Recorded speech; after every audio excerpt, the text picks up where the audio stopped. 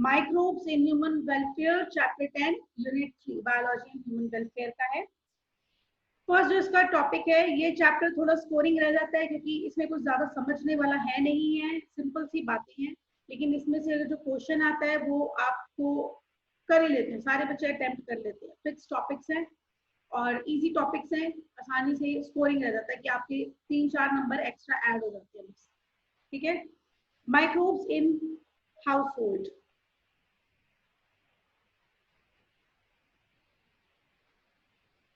घर में हम माइक्रो ऑर्गेनिजम्स को अपने वेलफेयर, अपने फायदे के लिए कहाँ कहाँ यूज करते हैं।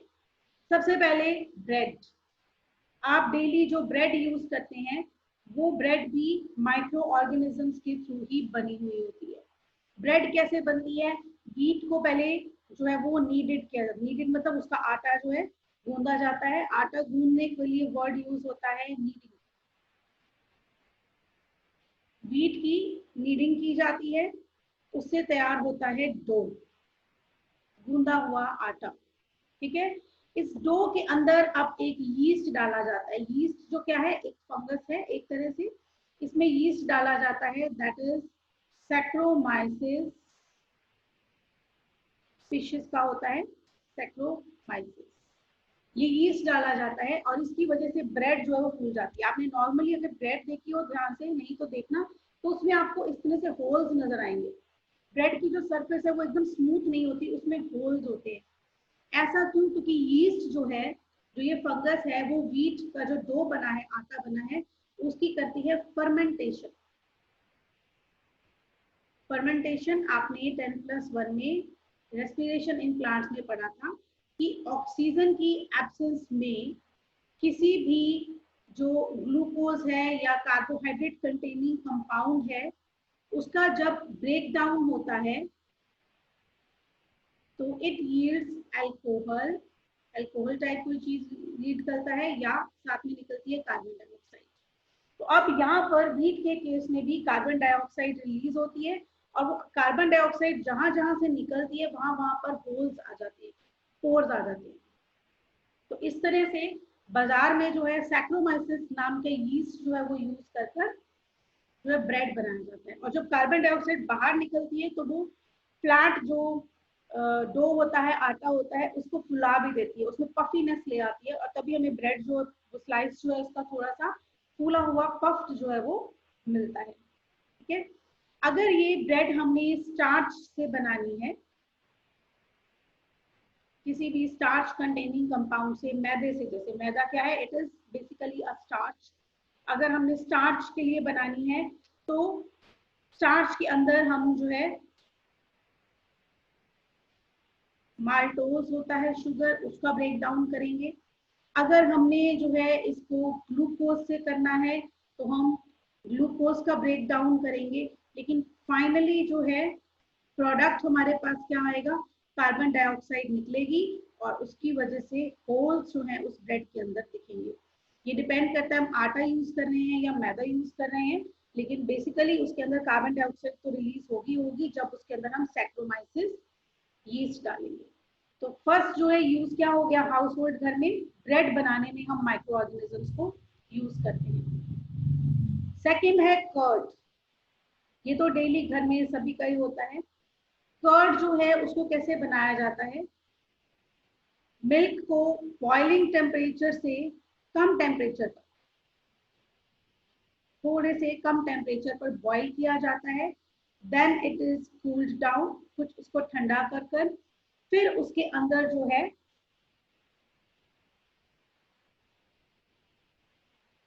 लैक्टोबैसिलस जो बैक्टीरिया है उस पर जो है एक्ट करता है। जो हम घर में कर्ड बनाते हैं वो बाजार जैसी नहीं होती। वेका और स्किप की कर्ड आती है जो, वो बाजार जैसी नहीं होती, इतनी थिक नहीं होती, इतनी उसकी जो लेयर अच्छी नहीं होती, क्योंकि घर में हम कर्ड जो है लैक्टोबैसिलस के थ्रू ही बनाते हैं। जो कर्ड को बनाने के लिए हम दूध के अंदर थोड़ी सी कर्ड डाल देते हैं, उसकी वजह से कर्ड बनती है, वो इतनी अच्छी नहीं होती। लेकिन अगर हम उसके अंदर जो है माइक्रोब्स, जैसे कि ये बैक्टीरिया है, ये हम आर्टिफिशियल हमारे पास बाजार में मिलते हैं, तो वेरका, अमूल वगैरह की जो कर्ड होती है उसके अंदर माइक्रोब्स डालकर ये बनी हुई होती है और वो बहुत ही जो है ठहरी हुई और काफी सॉलिड होती है, सेमी सॉलिड टाइप होती है। लिक्विड कम कंटेंट होता है उसमें, सॉलिड ज्यादा होता है। लेकिन उसका एक नुकसान होता है, वो कर्ड को यूज कर आप दोबारा जो है नया कर्ड नहीं जमा सकते। ये एक बहुत बड़ी पहचान है कि वो कर्ड जो है बाजार से लाए हुए माइक्रो ऑर्गेनिज्म से बनी है, यीस्ट से बनी है। यीस्ट बाजार में आपको मिल सकता है कहीं भी, ऐसे छोटे छोटे से ग्रेन्यूल्स की फॉर्म में, लाइट ब्राउन से कलर के ग्रेन्यूल्स की फॉर्म में यीस्ट मिलता है आपको। तो ये यीस्ट से भी आप बना सकते हो, लेकिन इसका नुकसान क्या होता है कि कर्ड से आगे नई कर्ड जो है मिल्क में डालकर उससे जो है वो नहीं बनाई जा सकती। थर्ड हाउस होल्ड में माइक्रोब्स का यूज है in the formation of dosa and idli. मैंने आपको बोला था कि पूरा chapter is about home science. ठीक है, अभी तो हम डिटर्जेंट्स और ये सब चीजों की भी बातें करेंगे। तो डोसा इडली बनाने में भी यूज होता है। डोसा इडली को भी हम फर्मेंट करने के लिए फर्मेंटेशन करते हैं इसके अंदर भी, जिसमें क्या रिलीज होती है, कार्बन डाइऑक्साइड, जिसकी वजह से इनके अंदर भी हमें पोर्स या होल्स नजर आते हैं। ओवरनाइट जो है फर्मेंटेशन इसकी की जाती है। राइस को और जो है ब्लैक ग्राम काली दाल है उनको जो है मिक्स करके पाउडर करके उसका जो है लिक्विड सा बना लिया जाता है और उसके अंदर फिर हम फर्मेंटेशन करते हैं। फर्मेंटेशन के लिए जो यूज होता है वो होते हैं bacteria, that is Streptococcus Kallis. इसको हम यूज करते हैं। नेक्स्ट है सोयाबीन प्रेपरेशन। हमारे यहाँ सोयाबीन फूड में कम यूज होता है, लेकिन ये वेजिटेरियंस का नॉन वेजिटेरियन डाइट होती है। जितना प्रोटीन आपको नॉन वेज डाइट से मिलता है उतना ही वेजिटेरियंस अगर लेना चाहते हैं प्रोटीन तो soybean is the best source. China में, जापान में 1 साल 1.5 साल जब बच्चे खाना शुरू करते हैं कुछ भी, तो उनको सोयाबीन खिलाया जाता है। सोयाबीन का आटा, सोयाबीन की दाल, एवरीथिंग जो है सोयाबीन की होती है। उनकी डेली डाइट का एक रूटीन है। जैसे हम आटा या चावल डेली खाते हैं, वो लोग आटा और चावल की बजाय सोयाबीन ज्यादा लेते हैं। That's why the people are the healthiest people in the world. Japan के लोग सबसे ज्यादा हेल्दी माने जाते हैं। तो बहुत ज्यादा सोयाबीन जो है कंज्यूम करते हैं, जिसमें कार्बोहाइड्रेट्स कम है और प्रोटीन जो है बहुत ही ज्यादा इसके अंदर कंटेंट होता है। तो सोयाबीन की अलग अलग प्रेपरेशन अलग अलग कंट्रीज में मिलती हैं। जैसे कि एक प्रेपरेशन है टेम्प, सोयाबीन की प्रेपरेशन है टेम्प, जो यूज होती है इंडोनेशिया में। इंडोनेशिया में बनता है टेम्प। इसमें क्या होता है, सोयाबीन को फ्राई करके, आफ्टर फ्राइंग इट, इसकी जो है फर्मेंटेशन की जाती है। तो उससे जो पफीनेस वाला फूले हुए स्ट्रक्चर जो है तैयार होते हैं, जैसे कि पनीर होता है इस तरह का दिखता है, दैट इज टेम्प। एक और सोयाबीन की प्रेपरेशन है, दैट इज टोफू। टोफू तो सबने शायद सुना होगा। ऐसा ही एक प्रिपरेशन होता है सोफू। सोफू जो है it is used in China and tofu it is used in Japan. ये जापान और चाइना की स्टेपल फूड है, डेली की डिशेज हैं जो वो डेली इनको कंज्यूम करते हैं। चीज जैसे होते हैं, पनीर जैसे प्रोडक्ट्स हैं, ये दिखने में पनीर जैसे दिखते हैं। सोयाबीन में ही म्यूकर नाम की जो फंगस है वो डालकर, सोयाबीन के अंदर म्यूकर नाम की जो फंगस है उसको डालकर इसकी जो है फर्मेंटेशन की जाती है और उससे फूला हुआ चीज जो है वो बनता है, that is tofu and tofu. ठीक है, जापान में इसको टोफू कहते हैं और चाइना में इसको सोफू कहते हैं। फर्क थोड़ा सा है दोनों में, क्योंकि दोनों एरियाज के सोयाबीन जो है वो डिफरेंट टाइप के हैं। चाइना का सोयाबीन थोड़ा सा डिफरेंट है और जापान का सोयाबीन थोड़ा सा डिफरेंट होता है। इसके अलावा इंडिया में भी जो हमारे यूज होता है दैट इज सोया सॉस।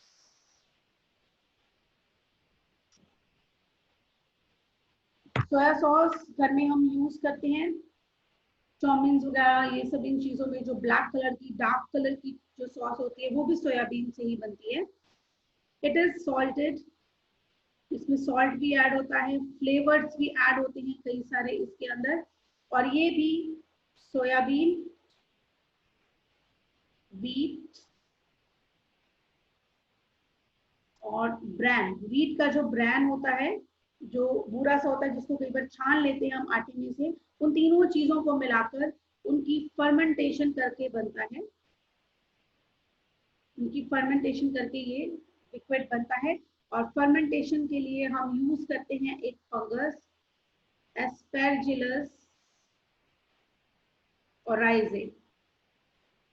इस फंगस से सोया सॉस बनती है, यानी कि सोयाबीन के अंदर वीट और ब्रैन मिक्स कर फिर उसके अंदर ये फंगस डाल दी जाती है और बंद करके उसको बिना ऑक्सीजन के छोड़ दिया जाता है। फिर उसको रिफाइन कर उसको साफ कर डिस्टिल कर उसको जो है क्लीन करके जो वो सॉस बनती है उसके अंदर सॉल्ट और कुछ जो है फ्लेवर्स डाल दिए जाते हैं जिससे कि वो सोया सॉस बनकर तैयार हो जाती है।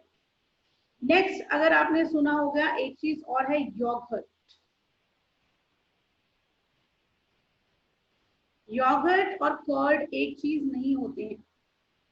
कर्ड जो है दैट इज डिफरेंट, जो दही हम डेली घर में यूज करते हैं, लेकिन जापान और चाइना में वो लोग कर्ड नहीं यूज करते, they use yoghurt, somewhat like curd, लेकिन पूरी तरह से इसको हम कर्ड नहीं कह सकते हैं। एक्चुअली मिल्क की फर्मेंटेशन से तैयार होती है योगर्ट। कर्ड और योगर्ट में अगर चूज करना हो तो योगर्ट इज द बेस्ट, क्योंकि इसमें भी प्रोटीन कंटेंट ज्यादा है और कार्बोहाइड्रेट्स कम है, फैट्स भी कम है इन कंपैरेटिव टू कर्ड। कर्ड में प्रोटीन कम है, फैट भी ज्यादा है और कार्बोहाइड्रेट भी ज्यादा है। योगर्ट जो है इसमें क्या किया जाता है, मिल्क को जो है बॉईल किया जाता है और उसके जो सॉलिड्स निकाले जाते हैं, जैसे मिल्क की सॉलिड फॉर्म क्या है, चीज या कर्ड, सेमी सॉलिड फॉर्म है कर्ड, तो ऐसी सेमी सॉलिड फॉर्म में गर्म करके जो है उसका योगर्ट बनाया जाता है with the help of bacteria called Streptococcus thermophilus. सिर्फ आपको सबके बैक्टीरिया के नाम याद रखने हैं और वो भी ज्यादातर नीट के लिए या सीबीएसई के जो स्टूडेंट्स हैं उनको इनके नामों पर बहुत क्वेश्चन आते हैं। आपको क्वेश्चन सीधा आता है what is the role of microbes in household, तो इसको आपने 4-5 एग्जाम्पल कोई भी आप इसमें से दे सकते हो। योगर्ट बनाने के लिए यूज होता है और योगर्ट क्या होती है, इट इज फ्लेवर्ड, अलग अलग फ्लेवर्स में आती है, जैसे एप्पल फ्लेवर, तो कर्ड के अंदर जैसे एप्पल जो है फ्रूट डाल देते हैं तो उसका जो है टेस्ट आता है। इसी तरह से पोमेग्रेनेट, अनार का भी आ सकता है, मैंगो का भी, जितने भी फ्रूट्स हैं सभी फ्रूट्स के फ्लेवर्स में। और अब तो वेजिटेबल्स के फ्लेवर में भी योगर्ट आती है, दिखने में वो दही जैसी होती है लेकिन उससे काफी सॉलिड होती है योगर्ट, ठीक है। और इसको अगर आप फ्रिज में स्टोर करते हैं तो अप टू 3 वीक्स, 21 दिनों तक ये खराब भी नहीं होती है कर्ड की तरह नॉर्मली, तो दैट इज योगर्ट। इसके अलावा एक और चीज है केफीर। केफीर भी जो हाउस होल्ड में यूज होता है, it is also a fermented milk, milk की फर्मेंटेशन से ही बनता है केफीर। इसके अंदर जो है लैक्टिक एसिड, बैक्टीरिया, लैक्टोबैसिलस जो है लैक्टिक एसिड बैक्टीरिया और यीस्ट डालकर मिल्क के अंदर उसकी फर्मेंटेशन की जाती है। केफीर क्या होता है, केफीर एक ग्रेन्स होते हैं, जैसे हमारा गेहूं है, बाजरा है, चना है, ये सब हमारे ग्रेन्स हैं, ऐसे ही केफीर भी ग्रेन्स होते हैं और इन ग्रेन्स को लैक्टिक एसिड बैक्टीरिया और यीस्ट इनमें ऐड कर बनता है केफीर। एक और सब्सटेंस है कॉमिस। कॉमिस जो है ग्रेइश कलर का होता है, ग्रेइश व्हाइट कलर का होता है, ये भी फर्मेंटेशन से ही तैयार होता है प्रोडक्ट और ये ज्यादातर यूरोपियन कंट्रीज के अंदर खाया जाता है। कॉमिस यूरोपियन कंट्रीज की डिश है। इसके अंदर जो यूज होता है बैक्टीरिया, दैट इज लैक्टोबैसिलस बल्गैरिस, बल्गैरिकस या बल्गैरिस, इस तरह से ये यूरोपियन कंट्रीज में ये भी फर्मेंटेशन के थ्रू यूज होता है। इसके अलावा और हो सकता है सोर क्रीम, ये भी मिल्क की फर्मेंटेशन से, और जो हमारे यहाँ भी यूज होता है सिंपल पनीर, दैट इज चीज, ये भी यूज होता है। चीज जो है 8000 साल पुरानी एक प्रोडक्ट है जो हम 8000 साल से बना रहे हैं। चीज भी दो तरह का होता है, एक होता है रॉ चीज और एक होता है कॉटेज चीज।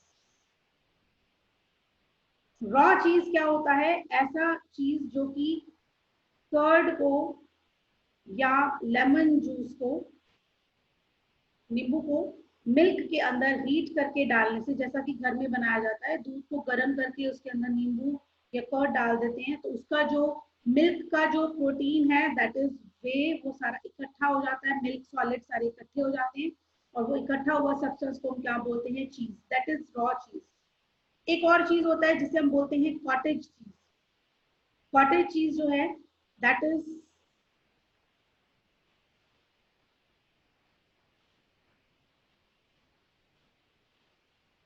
कॉटेज चीज जो है इट इज जो बड़ा सॉफ्ट सा पनीर होता है ये, इसको बोलते हैं अनराइपेंड, जो पका हुआ नहीं, कच्चा कच्चा सा पनीर होता है, बहुत ही सॉफ्ट होता है। और इसको हम डालते हैं मिल्क, मिल्क भी कौन सा? जिसमें से फैट निकला हुआ है, यानी कि स्किम्ड मिल्क। स्किम्ड मिल्क के अंदर हम डालते हैं एंजाइम रेनिन, आर्टिफिशियली बना हुआ रेनिन एंजाइम, और जिसे हम फंगस से जो है निकाल सकते हैं। फंगस में से रेनिन एंजाइम हम एक्सट्रैक्ट करते हैं, आर्टिफिशियली ये पाउडर फॉर्म में हमें मिलता है। इसको स्किम्ड मिल्क में डाला जाता है, और इससे जो है जो प्रोडक्ट बनता है फाइनली, वो बहुत ही सॉफ्ट और अलग तरीके का पनीर होता है। जो पनीर निकालकर जो मिल्क के बाद जो वाटर बचता है, व्हाइट येलोइश कलर का water, that is known as whey. जो बच्चे जिम जाते हैं, या जिम से कोई आसपास आपने कभी सुना हो, तो जिम वाले हमेशा कुछ पाउडर्स देते हैं आपको मसल्स बिल्टअप करने के लिए, जिन्होंने अपनी एब्स बनानी हो, मसल्स बिल्टअप करनी होती हैं, तो उसके लिए उनको कुछ पाउडर्स दिए जाते हैं। उनमें ही एक पाउडर होता है वे प्रोटीन। डब्बे आते हैं इसके, आपको इस दूध में या इसको पानी में मिलाकर, कर्ड में मिलाकर शेक्स बनाकर जो है वो कहते हैं कि आफ्टर जिम एक्सरसाइज करने के बाद आप इसको पिए। तो ये आपकी बॉडी के अंदर एक्सरसाइज से फैट लॉस होता है, और वे जो है वो आपको मसल जो है प्रोवाइड करता है। तो it is a very good source of protein. ये इसके अंदर जो नॉर्मल हम चीज बनाते हैं उसमें वे अलग हो जाता है, लेकिन कॉटेज चीज के अंदर वे जो है वो अंदर प्रेजेंट रहता है, यानी कि इसका प्रोटीन कंटेंट रॉ चीज से अब ज्यादा रहता है। ठीक है, फिर आगे सॉसेजेस। यहाँ पर नहीं, अमेरिका और इन कंट्रीज में जो है, वेस्टर्न कंट्रीज में सॉसेजेस खाए जाते हैं। कई तरह की चीज को ब्लेंड कर कर, मिक्स कर कर जो है, हम एक और बता सकते हैं प्रोसेस चीज। दो टाइप तो मैंने आपको बता दिए थे, एक प्रोसेस चीज भी होता है, एक हो गया रॉ चीज जो हम घर में बनाते हैं, कॉटेज चीज जो हम रेनिन एंजाइम यूज कर कर बनाते हैं स्किम्ड मिल्क पर, और कई सारे ये चीज इस तरह से मिक्स कर कर जो बनता है दैट इज प्रोसेस चीज। जो अमूल वगैरह चीज स्लाइसेस वगैरह बनाते हैं दैट इज प्रोसेस चीज, वो सभी तरह की चीज को मिक्स कर कर बनाते हैं। सॉसेजेस जो है वो वेस्टर्न कंट्रीज में, यहाँ पर हमारे नहीं चलते, वेस्टर्न कंट्रीज में खाए जाते हैं, और इनके अंदर जो है किसी भी तरह का मीट, स्पेशली फिश, इनकी फर्मेंटेशन की जाती है बैक्टीरिया से। अब इसमें कोई भी ग्रेन्स यानी कि व्हीट, राइस जो है, रागी या कोई अनाज नहीं यूज हो रहा, इसमें जो है नॉन वेजिटेरियन यानी कि मीट और फिश यूज होते हैं, और उनकी फर्मेंटेशन की जाती है। उसके अंदर डिफरेंट फ्लेवर्स डाले जाते हैं, और उससे जो बनता है दैट इज सॉसेजेस। ये भी हाई प्रोटीन कंटेंट होता है, क्योंकि सारा नॉन वेजिटेरियन डाइट से बनता है। इसी तरह से आजकल जो ट्रेंड जो है आ रहा है, पैक्ड फूड की फॉर्म में आते हैं फर्मेंटेड वेजिटेबल्स।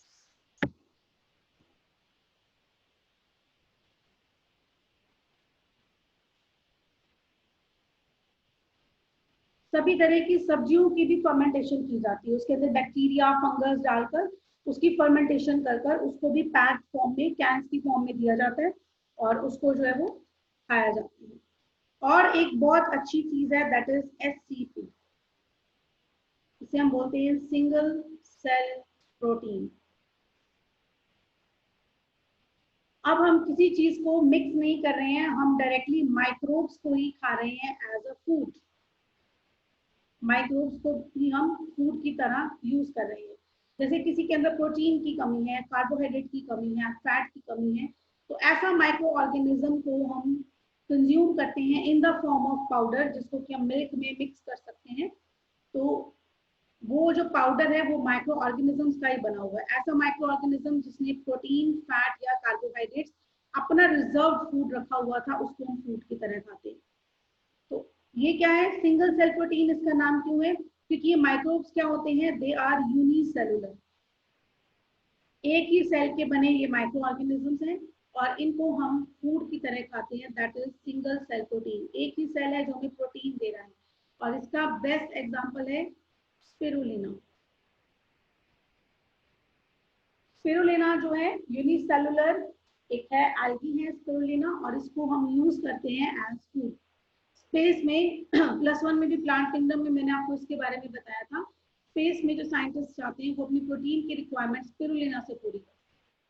और भी जो प्रोटीन पाउडर्स आते हैं उन सब में भी, हर्बल प्रोटीन पाउडर्स आते हैं, उन सब के अंदर भी स्पिरुलिना प्रेजेंट होता है। इवन कि बच्चों को भी जो ग्रोथ के लिए पाउडर्स दिए जाते हैं उसके अंदर भी स्पिरुलिना प्रेजेंट होता है। स्पिरुलिना या सिंगल सेल प्रोटीन का बहुत फायदा है।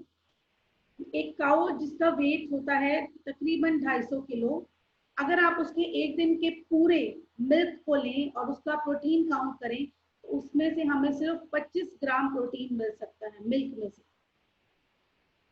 और ये जो काऊ है इसका रख रखाव, इसकी जो मेंटेनेंस है वो भी बहुत है। इसको आपको फूड भी देना पड़ेगा, क्लीन भी रखना पड़ेगा, जगह भी चाहिए। इसी तरह से अगर हम 250 किलो स्पिरुलिना ले लें, या एफसीपी और भी माइक्रो ऑर्गेनिजम्स हैं जो प्रोटीन का सोर्स है, अगर हम 250 किलो प्रोटीन जो है वो माइक्रो ऑर्गेनिजम्स के थ्रू ले तो उससे हमें प्रोटीन कितना निकलता है, 25 टन। फर्क देखिए, 250 किलो की काउ से 25 ग्राम और 250 किलो स्पिरुलिना से 25 टन हमें प्रोटीन मिल सकता है। और स्पिरुलिना क्या है, वो एक माइक्रो ऑर्गेनिज्म है। उसको आपको कोई खाना नहीं देना, कोई कुछ नहीं देना, कोई भी उसको घर में ग्रो कर सकता है। किसी भी शीशे के कंटेनर में चीनी वाला पानी डाल दो, उसमें यीस्ट डाल दो, अगर डाल दो, कुछ भी डाल दो, मीठी चीज डाल दो, और 1-2 स्पिरुलिना बाजार से लाके उसमें डाल दो। तो स्पिरुलिना हर 15-20 मिनट बाद 1 से 2, 2 से 4 और इतने सारे ग्रो हो जाएंगे। 250 किलो बनाने में तो आपको एक दिन भी नहीं लगेगा, और 25 टन उसमें से प्रोटीन जो है वो निकाला जा सकता है। इसीलिए काउज मिल्क की बजाय अब हम लोग प्रेफर करते हैं single cell protein. Microorganisms को यूज किया जाता है एज अ प्रोटीन सोर्स। इसके अलावा कुछ यीस्ट हैं, मशरूम्स हैं, उनको भी हम सिंगल सेल प्रोटीन के अंदर ही लेते हैं क्योंकि they are also a good source of protein. ठीक है, तो this is single cell protein. और खाने पीने की चीजें या हाउस होल्ड में एक और सब्सटेंस आता है, दैट इज टॉडी। टॉडी जो है वो कोकोनट वाटर, साउथ इंडिया में बनता है। कोकोनट वाटर की फर्मेंटेशन से बनता है। पीने में ये अल्कोहलिक सा लगता है ड्रिंक, लेकिन ये बियर अल्कोहल जैसा नहीं होता। कोकोनट वाटर ही होता है, उसको फर्मेंट कर कर उसमें फ्लेवर्स डाल दिए जाते हैं कई सारे, उससे जो बनता है दैट इज टॉडी। इसको भी यूज किया जाता है। जैगरी जो गुड़ है, या जिसको पाम शुगर भी बोलते हैं हम, जैगरी या जो गुड़ है, इसको बॉईल कर कर इसके साथ जो है कोकोनट वाटर को ऐड कर कर फर्मेंटेशन यीस्ट डालकर बीच में बनता है टॉडी। तो इसमें मिठास भी आ जाती है और फ्लेवर्स इसमें वनीला और स्ट्रॉबेरी ये सब फ्लेवर्स भी डाल दिए जाते हैं। तो ये था microbes in house hold products. घर में हम माइक्रोब्स को कहाँ कहाँ पर यूज कर सकते हैं।